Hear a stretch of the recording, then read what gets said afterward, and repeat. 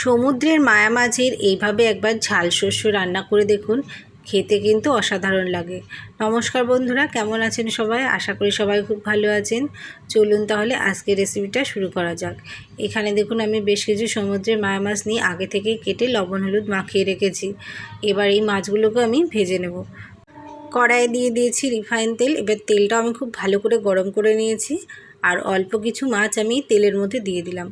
আমি অল্প অল্প করে মাছ ভাজবো যাতে মাছগুলো ভেঙে না যায়, আর খুব সাবধানে এভাবে উল্টে পাল্টে দেব। তেলটা খুব ভালো করে গরম করে নিয়ে মাছগুলো ভাজলে তাহলে আর কড়াইয়ে লেগে যাওয়ার সম্ভাবনা থাকবে না। তাই খুব ভালো করে গরম করে নিয়ে মাছগুলো ভাজতে হবে। দেখুন এই মাছগুলো প্রায় ভাজা হয়ে গেছে, আর মাছগুলো আমি খুব বেশি কড়া করিনি, হালকা এপিট ওপিট লাল করে ভেজে তুলে নিয়েছি। আর বাকি কিছু মাছও আমি দিয়ে দিলাম। এইভাবে অল্প অল্প করেই ভেজে ভেজে তুলে নেব মাছগুলো সব।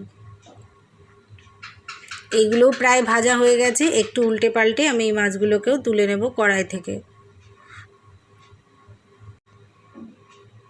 সব মাছগুলো ভাজা হয়ে গেছে আর আমি একটি পাত্রে তুলে নিয়েছি। এবার আমি এই মাছের জন্য মশলা বানিয়ে নেব। এখানে দেখুন আমি নিয়ে নিয়েছি সর্ষে, পোস্ত, কাঁচা পাকা লঙ্কা আর নিয়ে নিচ্ছি বেশ খানিকটা আদা। এবার আমি এটাকে একটি স্মুথ পেস্ট বানিয়ে নেব। দেখুন পেস্ট করা রেডি হয়ে গেছে। এবার আমি এর মধ্যে দিয়ে দিচ্ছি 1 চামচ জিরের গুঁড়ো আর দিয়ে দেব হাফ চামচ মতো কাশ্মীরি লঙ্কার গুঁড়ো। এই লঙ্কার গুঁড়োটা আমি দিচ্ছি কালার আসার জন্য। আপনারা যদি মনে করেন এটাকে স্কিপ করে যেতে পারেন। এবার এটাকে খুব ভালো করে আমি চামচের সাহায্যে মিশিয়ে নিলাম মশলার সাথে। কড়াইয়ে রিফাইন তেলটা তুলে রেখে আমি দিয়ে দিয়েছি সর্ষের তেল। এবার তেলের মধ্যে দিয়ে দিয়েছি 2টো শুকনো লঙ্কা আর হাফ চামচ কালো জিরে। এবার ফোড়নটা একটু ভেজে নিয়ে আমি কড়াইয়ে তেলের মধ্যে দিয়ে দেব কুচনো একটা টমেটো। টমেটোটা দিয়ে আমি একটু খানিকক্ষণ ভেজে নেব, যতক্ষণ না টমেটোর কাঁচা গন্ধটা সরছে। দিয়ে দিলাম হাফ চামচ লবণ আর হাফ চামচ হলুদ। খুব বেশি লবণ দেব না, যেহেতু মাছ ভাজার সময় লবণ দেওয়া আছে, তাই আমি এখন অল্পই দিলাম। যদি লাগে তাহলে আমি পরে দেখে দেব। এবার এটা একটু ভাজা ভাজা হয়ে গেলে আমি তেলের মধ্যে দিয়ে দেব মশলা। মশলাটা দেওয়ার পর মশলার বাটিটা ধুয়ে সামান্য পরিমাণ একটু জল দিয়ে দেব কড়াইয়ের মধ্যে। এবার এটাকে আমি আরও কিছুক্ষণ ঘন ঘন নেড়ে কষাবো যতক্ষণ না তেল ছাড়ছে। দেখুন হালকা তেল তেল ভাব ছেড়ে দিয়েছে, আর দিয়ে দিলাম 4টে কাঁচা লঙ্কা। এটাকে আরও কিছুক্ষণ কষাতে হবে যতক্ষণ না সম্পূর্ণ জলটা শুকিয়ে যাচ্ছে মশলার। দেখুন মশলা প্রায় কষানো রেডি। আর একটু কষিয়ে নিয়ে আমি দিয়ে দেব কড়াইয়ের মধ্যে পরিমাণ মতো জল। জলটা আমি দিয়ে দিলাম, আর এই জলটা আমি গরম জল দিয়েছি। আপনারা আপনাদের পরিমাণ অনুযায়ী জলটা দেবেন, আপনারা যেই পরিমাণ ঝোলটা খেতে চান।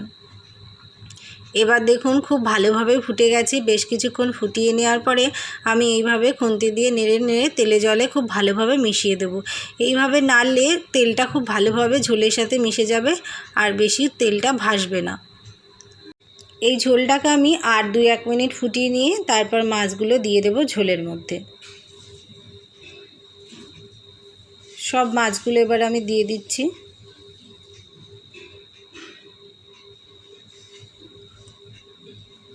এবার আমি খুন্তি দিয়ে একটু চেপে চেপে মাছগুলো ডুবিয়ে দেব ঝোলের মধ্যে, যাতে খুব ভালোভাবে ঝোলটা মাছের মধ্যে ঢুকে যায়। এবার যতক্ষণ না ফুটে উঠছে অপেক্ষা করব। দেখুন খুব ভালোভাবেই ফুটে গেছে, আর 2-1 মিনিট ফুটিয়েও নিয়েছি। এবার আমি ঝোলের ঝাল লবণটা টেস্ট করে নেব। ঝোলের ঝাল লবণ আমার ঠিকই আছে, আপনারা আপনাদের স্বাদ অনুযায়ী ঝাল আর লবণটা টেস্ট করে নেবেন। এবার একটা হাতা দিয়ে আমি কাঁচা লঙ্কাগুলোকে একটু ডলে ডলে দেবো, তাহলে কাঁচা লঙ্কার একটা ফ্লেভার আসবে আর ঝোলটা খেতেও বেশ ভালো লাগবে।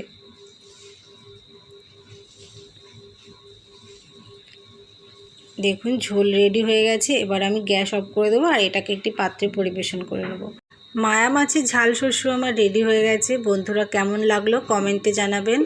আমার বানানো রেসিপিগুলো যদি আপনাদের ভালো লেগে থাকে তাহলে প্লিজ লাইক কমেন্ট শেয়ার করে পাশে থাকবেন। মায়া মাছের এই রেসিপিটা খেতে ভীষণই টেস্টি হয়। আপনারা যদি এইভাবে না খেয়ে থাকেন তবে অবশ্যই একবার এইভাবে রান্না করে দেখবেন, খেতে কিন্তু ভীষণই ভালো লাগে। আশা করি সবার খুব ভালো লাগবে। আমার বানানো ভিডিওগুলো যদি আপনারা ইউটিউব অথবা ফেসবুক থেকে দেখে থাকেন তাহলে প্লিজ ফলো অথবা সাবস্ক্রাইব করে পাশে থাকবেন। সবাই ভালো থাকুন, সুস্থ থাকুন। আবার আসবো নতুন কোনো রেসিপি ভিডিও নিয়ে। ধন্যবাদ সবাইকে।